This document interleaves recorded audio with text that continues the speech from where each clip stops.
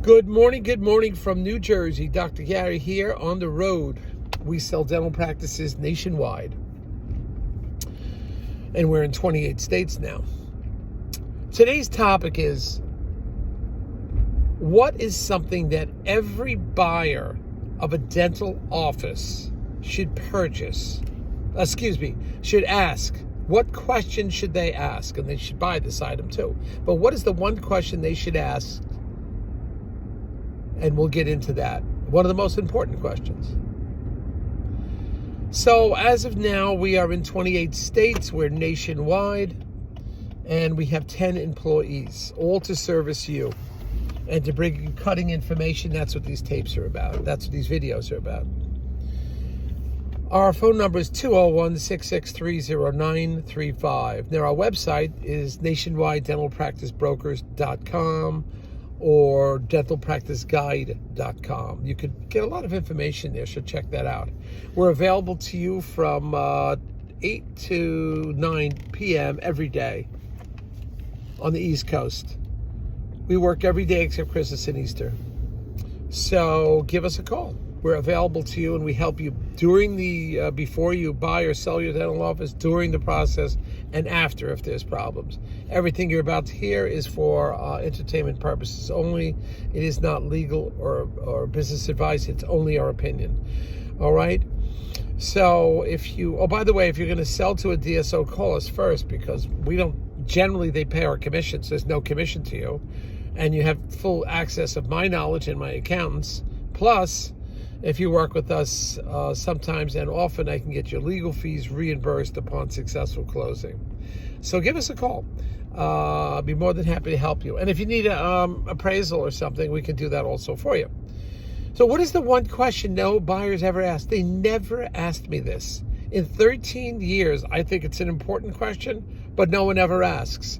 They're concerned about the number of active patients, the number of new patients per month, the hygiene schedule, how far they're booked out, do they have a CAT scan, when is the last time it's renovated, all of these things, right?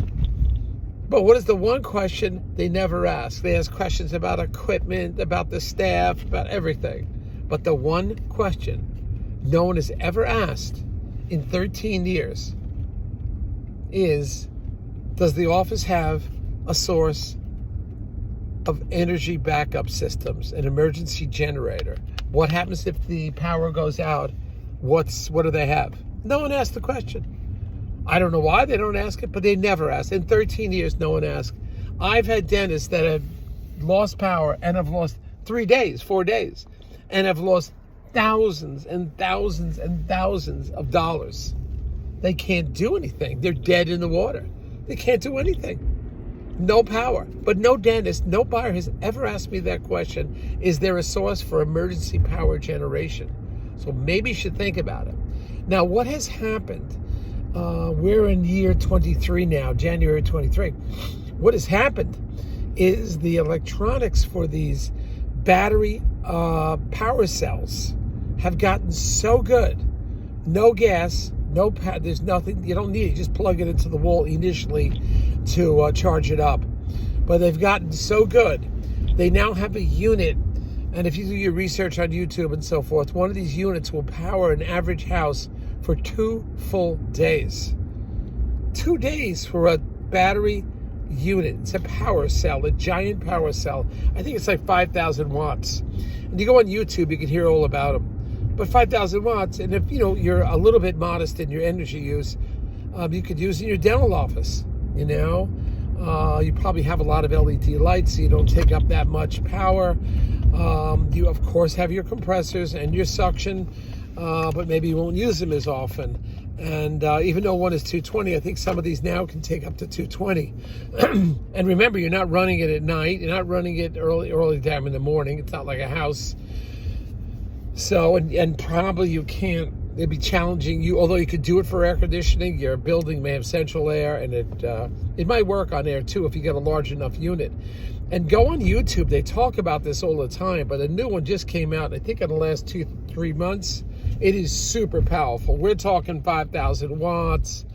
I don't know how many kilowatts. It's a lot of kilowatts it has too. But If you analyze these things, just buy it. The price has gone down to about $2,500. No gas, no preparation, lithium ion. Get the lithium ion phosphate because they don't go on fire. And you can prevent downtime. Not only that, you have an emergency in your home. These things are portable. Some of them are heavy. They weigh up to 100 pounds. Others are lighter weight. But you could take it to your home and utilize it if you have an emergency situation at your home. You're going to need the power transfer switch. Set up everything with the electrician. Get the power transfer switch set up at your box.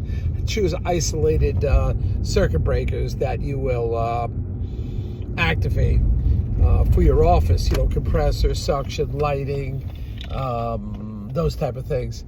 And your computers. But these power systems have gotten so good.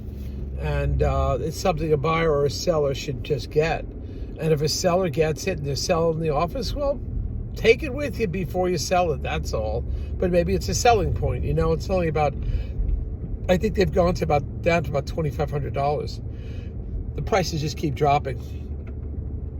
So that one question I've never been asked. Maybe it'll ask now, I don't know. I'm a very cautious kind of guy. I'm always prepared. When the pandemic came, I had purchased, I think it was through the flea market. My brother and I were there. We had purchased like a couple of cases of N95 masks. We didn't know. It was $3 and $2 a box. There was no date on them or anything. And these are official N95 masks. I think I bought 4 boxes. Each box is 25. I think it was 25 in a box and it was $3 a box. And I had like 3 or 4 boxes. So when the pandemic came, a lot of the professionals and doctors I work with, I started sending out masks to them. They had no masks.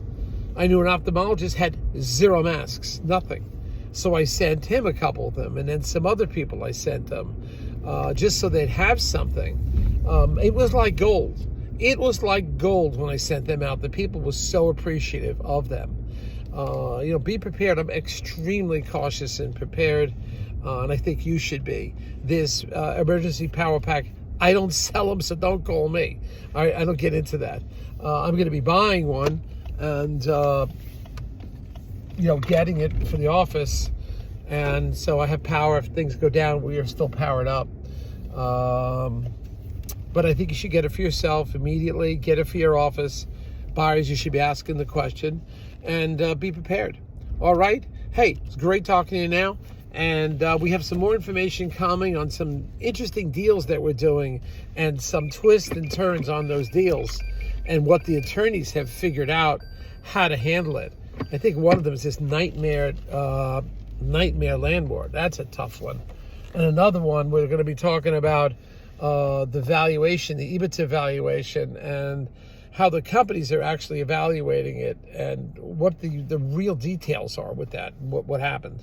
And the buyer thought his EBITDA was one number, the company thought it was another number, and how we got hopefully amicable resolution on that. So we'll be talking about that, so you should listen to these things. Subscribe to the channel so you get the alert of what's coming next. All right, I don't know where we are, 225 YouTube videos, 5,600 views. For a small audience, that's not bad. Well, we're having a great time. Just came back from swimming. I think I'll do a little bike riding. And I have a niece coming in from Colorado, I think it is. She's coming to stay with us for a while. And should be fun. Okay, bye.